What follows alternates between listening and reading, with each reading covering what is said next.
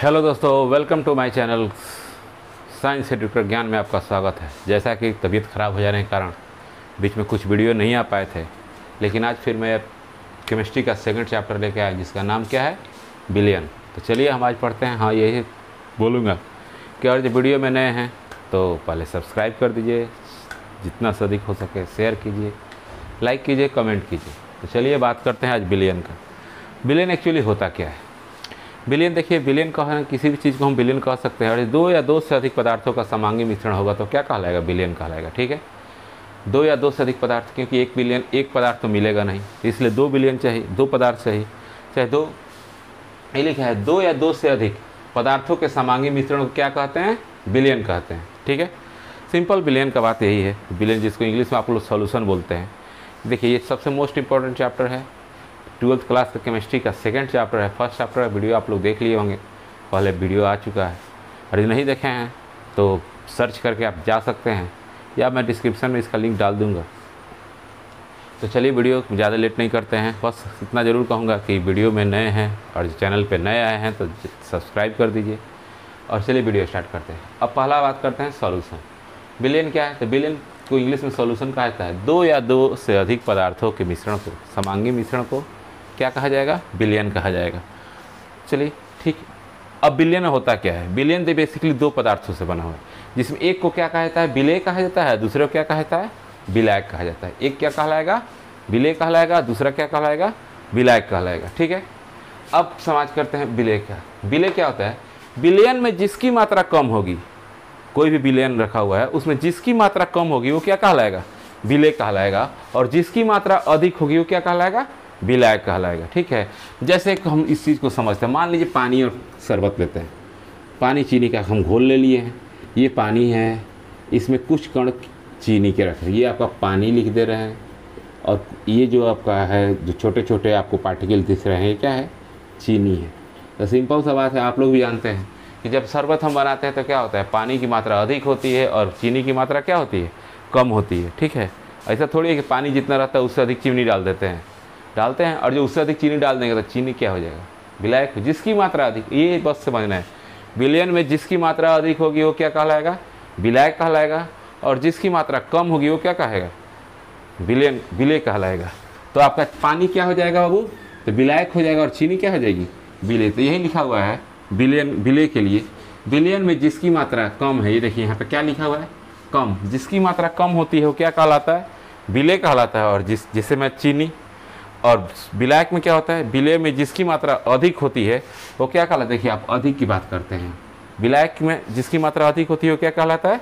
विलायक कहलाता है। समझ में आ गया? तो ये बिलियन हो गया। तो मतलब कहीं भी हम कोशिश, मान लीजिए आप लोग दारू पीते ही होंगे, तो उसमें क्या होता है? पानी की मात्रा कम होती है, अल्कोहल की मात्रा अधिक होती है। तो उस केस में क्या हो जाएगा? कि अल्कोहल आपका विलायक हो जाएगा और पानी क्या हो जाएगा?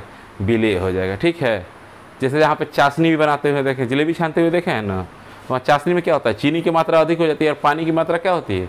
कम होती है। तो पानी की मात्रा कम और चीनी की मात्रा अधिक, तो चीनी क्या कहलाएगा? विलायक कहलाएगा। और पानी क्या कहेगा? मतलब सिंपल फंडा है, जिसकी मात्रा अधिक वो विलायक और जिसकी मात्रा कम वो विलेय। या इसका दूसरा परिभाषा लिख सकते, वैसा पदार्थ जो किसी चीज़ को अपने में घुला ले, और जो अपने में घुला ले रहा है तो विलायक कहलाएगा, और जो किसी में घुल जा रहा है वो क्या कहलाएगा? विलेय कहलाएगा। चलिए अब अगला टॉपिक देखते हैं। हाँ, इसको जो नहीं नोट किए हैं वो नोट कर लीजिए, या नोट क्या करना है, साइड हो जा रहे हैं, पॉज करके अपना कॉपी पे राइट कर सकते हैं। ठीक है, चलिए अब इसको मिटाते हैं, दूसरा पॉइंट लिखते हैं। चलिए तो अगला टॉपिक क्या है? बिलियन के प्रकार। तो देखिए बिलियन को हम क्या करते हैं? दो भाग में बांटे हैं। ठीक है, दो भाग में बांटते हैं। पहले उसकी अवयव की मात्रा के आधार पर बांटते हैं, और दूसरे उसकी भौगोलिक अवस्था के बारे में के आधार पर बांटते हैं। ठीक है, तो बिलियन में हमारा यही है कि बिलियन के प्रकार लिखना है। तो बिलियन के प्रकार हम लिख रहे हैं, तो इसमें हमारा क्या है? दो आधार पर बांटेंगे। पहले क्या होगा कि उनके अवयव की मात्रा के आधार पर, आखिर कितने अवयव, विलेय के कितने अवयव, विलायक के अवयव कितने हैं, उनके आधार पर बांटते हैं। और फिर जब दूसरा टॉपिक आएगा उसको किस में मानेंगे? उनकी भौगोलिक अवस्थाओं के बारे में, जो उनकी भौतिक अवस्था है उनके आधार पर उनको बांटा गया। ठीक है, तो पहला हम इसमें जो अवयव के, यह लिखा हुआ बिलियन के प्रकार में अवयव के मात्रा के आधार पर, पहला बिलियन क्या होता है? तनु बिलियन। मतलब क्या है कि वह बिलियन जिसके इकाई आयतन में विलेय की सांद्रता का हो, कम हो। ठीक है, वह विलयन जिसके इकाई आयतन में, वह विलयन जिसके इकाई आयतन में विलय की सांद्रता क्या हो, कम हो, क्या कहलाएगा, तनु विलयन कहलाएगा। कहने का मतलब मान लीजिए इसमें चीनी है, तो चीनी जो होना चाहिए क्या होना चाहिए, कम होना चाहिए, तो क्या कहलाएगा, तनु विलयन कहलाएगा। तो तनु विलयन, और दूसरा जस्ट इसी का उल्टा होता है सांद्र विलयन। सांद्र विलयन लिखते हैं तो सांद्र विलयन क्या होता है कि वह विलयन जिसमें इकाई आयतन में विलय की सांद्रता क्या हो, अधिक हो। वह विलयन जिसकी इकाई आयतन में क्या हो, विलय की सांद्रता क्या हो, अधिक हो, तो उसको हम क्या बोलेंगे, सांद्र विलयन। सांद्र विलयन का मतलब समझ गए। जैसे मान लीजिए यहाँ चीनी कम है, तो इसके इकाई आयतन में चीनी की मात्रा कम है, तो क्या कहलाएगा, तनु विलयन कहलाएगा। इसी में हम क्या करते हैं, चीनी की मात्रा, देखिए चीनी की मात्रा हम क्या कर देंगे, अधिक कर देंगे, तो क्या हो जाएगा, तनु विलयन हो जाएगा। मतलब क्या है कि जैसे ही सांद्र में है, चीनी की मात्रा में कम है, तो जो विलयन होगा क्या होगा, पतला होगा। लेकिन जैसे ही हम अधिक चीनी की मात्रा करेंगे तो तनु विलयन क्या हो जाएगा, वो गाढ़ा बन जाएगा। तो वो गाढ़ा जब हो गया, मतलब जब चीनी अधिक हो जाएगा पानी में, तो क्या होगा, विलयन आपका गाढ़ा हो जाएगा। तो उस केस में हमारा क्या हो जाता है, चीनी जो गाढ़ा हो गया, तो उसको क्या बोलेंगे, सांद्र विलयन बोलते हैं। ठीक है, एक परिभाषा की, ये सब परिभाषा है, आपको याद रखना पड़ेगा। और परिभाषा याद नहीं रखते हैं तो वही कहानी होगा कि हर चीज़ जानते हैं, परिभाषा ही नहीं है, छोटा छोटा। कोई भी आदमी आपसे पूछेगा तो छोटा छोटा परिभाषा पे, बड़ा का डेरिवेशन नहीं पूछेगा। इसलिए ये चीज़ आपको हमेशा याद रखना है बाबू।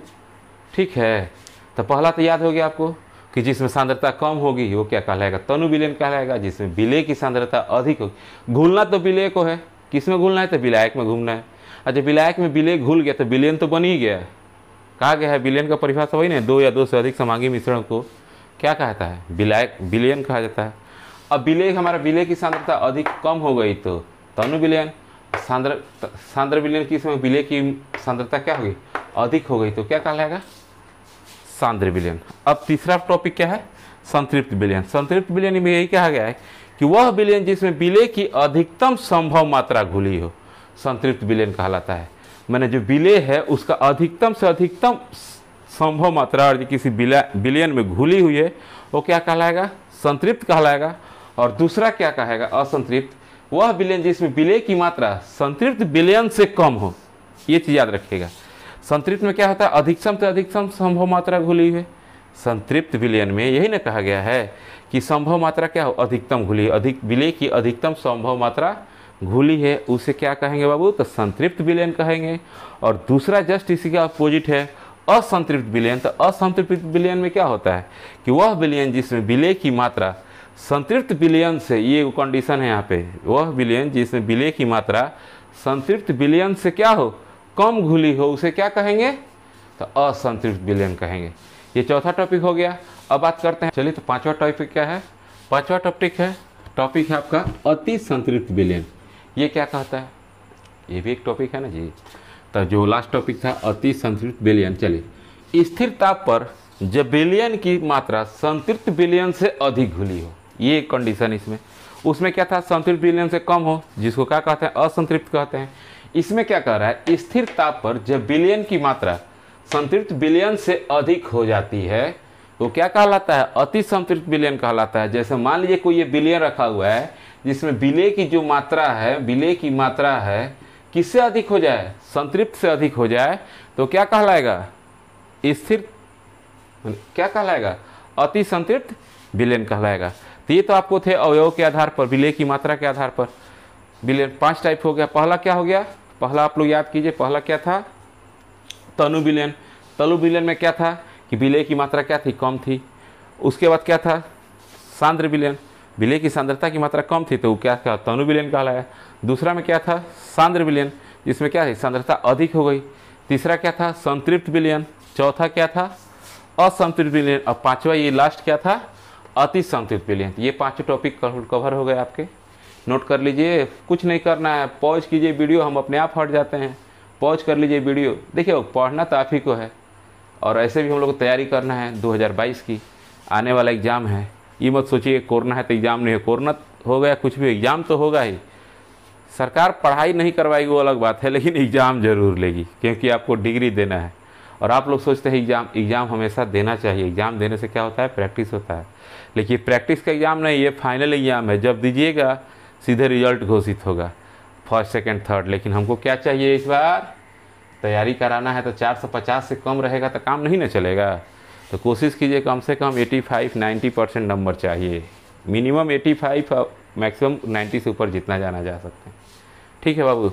अब ये तो 5 टाइप हो गए। अब हम बात करते हैं विलायकों की भौतिक अवस्था पे, विलयन के प्रकार। अब ये दूसरा टाइप क्या है कि विलायक के भौतिक प्रवस्था के आधार पर, पहला तो टॉपिक पढ़ लिए थे अवयवी कणों के आधार पर, अवयवों के आधार पर। अब हम बात करते हैं विलायक के भौतिक प्रवस्था का। तो जैसा कि हम जानते हैं कि भौतिक अवस्था कितनी होती है, तो 3 होती है। 3 कौन कौन?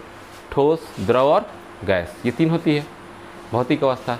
तो पहला नाम से ये ठोस, द्रव, गैस, तो पहला क्या है? गैसीय विलयन। गैसीय विलयन क्या होगा?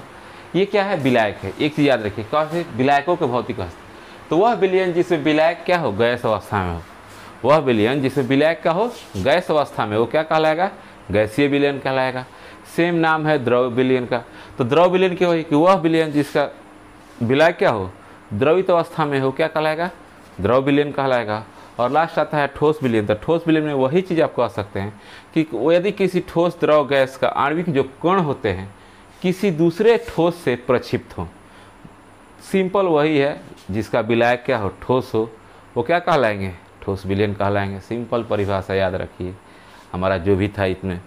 विलयन के प्रकार आप विलय पढ़ लिए, विलयन पढ़ लिए, विलय पढ़ लिए और विलायक पढ़ लिए। उसके बाद विलय के आधार पर प्रकार पढ़ लिए कि विलयन के कितने प्रकार है। तो 5 आपके उसमें थे और इसमें कितना है आपका? टोटल 3 है। तब 5 3 8 प्रकार के विलयन हो गए, टोटल 8 प्रकार के विलयन हो गए।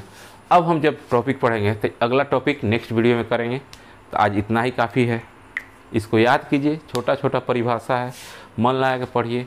ये क्या होता है, कभी कभी शॉर्ट नोट से पूछ देते हैं कि विलयन के प्रकार पढ़ाइए, क्योंकि यही पढ़ने के बाद आपको क्या होगा? विलयन जब आगे बढ़िएगा तो ये छोटे छोटे टॉपिक क्या होंगे? आपको पूछे जाएंगे। हाँ, मन लगा के पढ़ना है, नटंकी नहीं करना है। हाँ, पहले था कि पहले थोड़ा वीडियो इसलिए कमजोर आ रहा था कि सबसे बड़ी थी लाइट का प्रॉब्लम था, तो बहुत सारे कमेंट बच्चों का आ रहा था कि सर लाइट थोड़ा अंधेरा हो गया। तो अब तो मैं जहाँ तक कोशिश आशा कर रहा हूँ कि लाइट कम नहीं है। आप इसको क्या करके वीडियो पॉज करके आप देख सकते हैं, पढ़ सकते हैं। कहीं प्रॉब्लम होता है तो क्या कीजिए, फिर से रिवाइंड कर लीजिए, पॉज कर लीजिए, देख लीजिए। तो चलिए, जाते जाते ये ज़रूर कहेंगे यहाँ तक वीडियो देखने के लिए धन्यवाद। आशा करते हैं कि अब तक आपने चैनल सब्सक्राइब कर दिया है, और नहीं किया तो भैया कर दे यार, काहला दिमाग ख़राब किया हुआ है। कर दीजिए, कर दीजिए, कर दीजिए। ठीक है, ओके, बाय फ्रेंड्स।